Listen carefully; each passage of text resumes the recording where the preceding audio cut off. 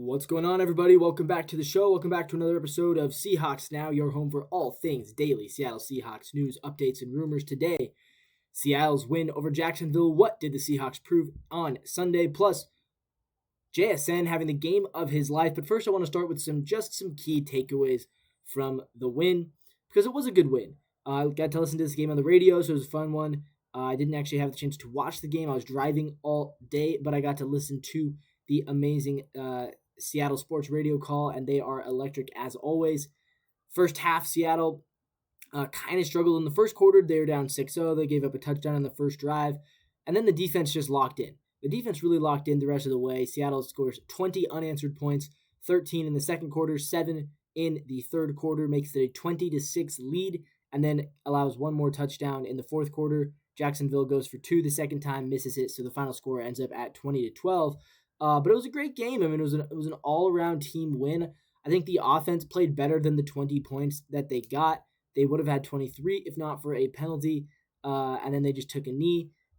Jason Myers, he was about to kick a third field goal. He actually did kick it. But I thought Sam Darnold looked very sharp once again. 16 for 27, 295 yards, 2 touchdowns for him.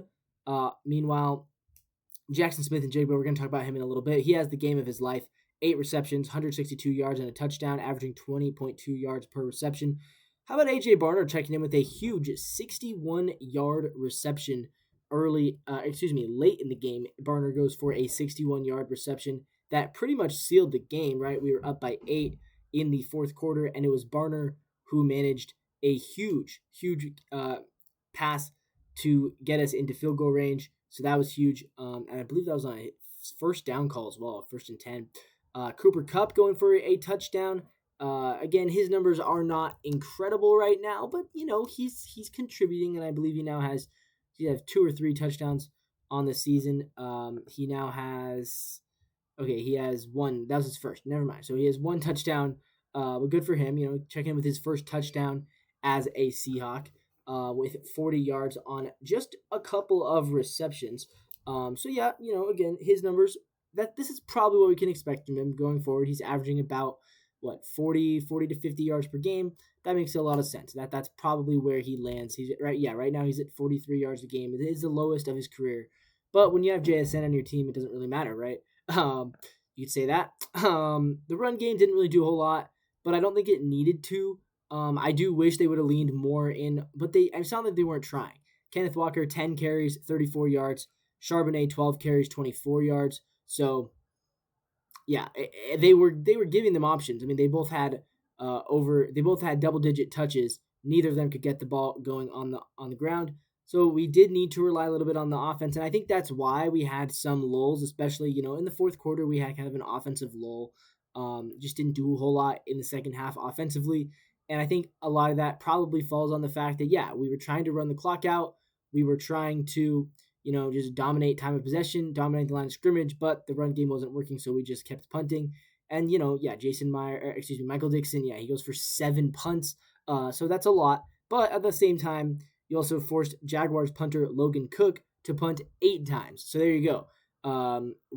It was a lot of punting from both teams, Seattle, I think you could say if it was a war of attrition, Seattle won the war of attrition. They forced the other team to punt 8 times. If you look at the team stats, Seattle outgained Jacksonville 346 to 273. Seattle had more passing yards, 286 to 214, and we actually did have more rushing yards. We had 1 more rushing yard than they did. They only had 59. We had 60 yards per play. Seattle at 6.4 yards per play. Jacksonville at 4 yards per play. They actually had more first downs, 17 compared to our 13. On third down, they were 4 out of 16. We were only 1 out of 12. We were really bad on third down. On fourth down, we didn't go for it at all. They went for it 3 times, and they actually converted all 3 times. So that's something we might want to work on as the defense is not letting the opponents get these fourth down conversions. But that's also not that big of a deal, I don't think, when it only happened 3 times. And obviously, it didn't win them the game or anything. I don't know. I mean, it was a good game. Total plays, they ran 14 more plays than we did. We only were sacked once. We sacked Trevor Lawrence 7 times. Our defense really got to him. So that was huge. That was awesome to see. DeMarcus Lawrence with 2 sacks. So welcome to the squad, DeMarcus Lawrence. Like, how about that? Drake Thomas with a sack. Leonard Williams with half a sack, Uchenna Nwosu 1.5, and Byron Murphy. Byron Murphy in his second season with 2 sacks. How about that? Byron Murphy had a great game. Love to see that for him. He has 4.5 sacks, by the way, this year. So, we kind of thought he was a guy who was going to be more of an interior guy who wasn't going to create a lot of pressure up front. He was going to be more of a guy who was creating the pressure, but not getting the sacks, not getting the stats. So far this year, 4.5 sacks. That's great to see.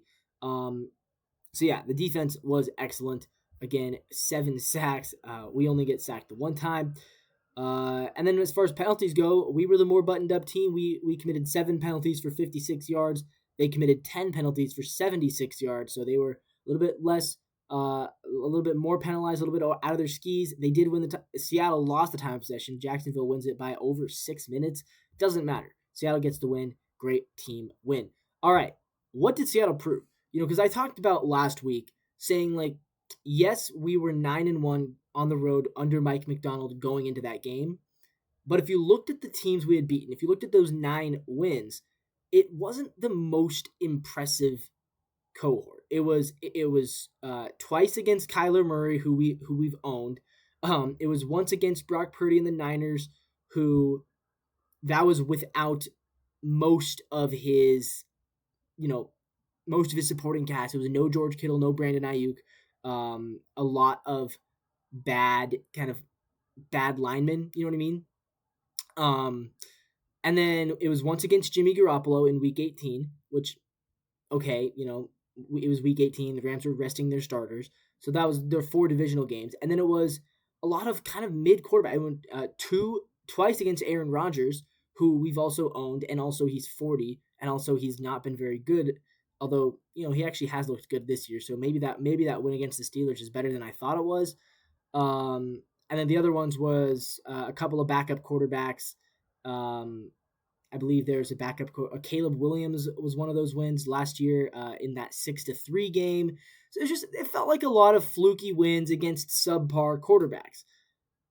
This was our real chance to say, yeah, we are this dominant road team, and we pulled it out. I mean, that was a great win. That was a fantastic win. I think it's our best road win under the Mike Macdonald era. We are now 10-1 under Mike Macdonald. Still the only road loss coming at Detroit last year in week 4 Monday Night Football. Every other road game we've played under him, we have won. And now we've done it against a team that I truly believe is a legit team who was playing all of their starters, right? It's like, I think the Rams and the Niners were good last year. They just didn't have a lot of their starters in when we were playing them. So I couldn't judge it fairly. Now I can really judge it fairly, and I think we did prove that, yeah, we are legit. This is a good team. And I think we proved that we are a playoff team, right? I think that's what we've proved. And we are a playoff team. You can no longer doubt that about the 2025 Seattle Seahawks. Let's move on. I want to talk about Jackson Smith and Jigba. Is JSN the best receiver in the NFL? Yeah. Okay. He might be. He really might be. And again, nobody really saw this one coming. I mean, a lot of people, their big knock on the Seahawks was that they didn't have a top. But if you look at the stats right now, he has a real argument that he deserves to be the front runner for Offensive Player of the Year. He looks like an elite receiver, an elite weapon. Right now, I'm pulling up the stats because I just want to show how incredible this is. He doesn't lead the league in receptions. He's got 42 receptions. He's currently behind Amon-Ra St. Brown, Jake Ferguson, CMC, and Puka Nacua. So he's 6th in receptions, but he leads the league in receiving yards at 696. Guys, 696, that's incredible. And to put that in perspective, how many yards is he averaging per catch? 696 by 42. He's averaging 16.57 yards per reception. He is averaging right now 116 yards per game. I mean, he could take a week off and he'd still be averaging 100 yards per game. That's where these stats are. He only has 3 touchdowns, so he still, he trails quite a few guys there. George Pickens, Amon-Ra St. Brown currently lead the league with 6. So if you're looking for touchdowns, he's still, a little bit behind there. How about 20-yard receptions? JSN, 13. Nobody else has more than 10. So he has the 3 more 20-yard receptions than anybody else. Pickens, by the way, has 10. In 2024, the leader of this stat, Justin Jefferson, had 28. Right now, JSN he's on pace for over 30. Well over 30, by the way. He's on pace to surpass 28 by week 13. Obviously, is he going to keep it up? Probably not, but still, that's pretty impressive. How about 40-yard receptions? JSN right now, he has 5. Nobody else has more than 2. So nobody else even has 3. Nobody else even has 4. Jackson Smith-Njigba, 5 times this season, almost once per game, has caught a pass for more than 40 yards. He did it again last week against Jacksonville. And again, if you're wondering who led the league in this stat last year, Jamar Chase, 8. JSN right now, he is on pace for 14 receptions of over 40 yards. Will it happen? I don't know, probably not, but still, the fact that he's already halfway to Jamar Chase's number last year, and it's only week 6. His longest reception of the year is now 61 yards, which is respectable. By the way, A.J. Barner has the same at 61. How about receiving first downs? JSN right now with 30. He is the second most first downs. Only Puka Nacua has more at 33. First down percentage, he's at 71.4. So the point is, JSN has been incredible. He's been electric. He has been the best receiver in the league. Outside of a couple of fumbles, he has no flaws in his game right now. And I'm so pumped that he is on the Seattle Seahawks. We need to extend him. We need to pay him whatever he wants. That's what I would say. As you know, in what is it, year 3 now for JSN, he's really proving, yeah, he is legit.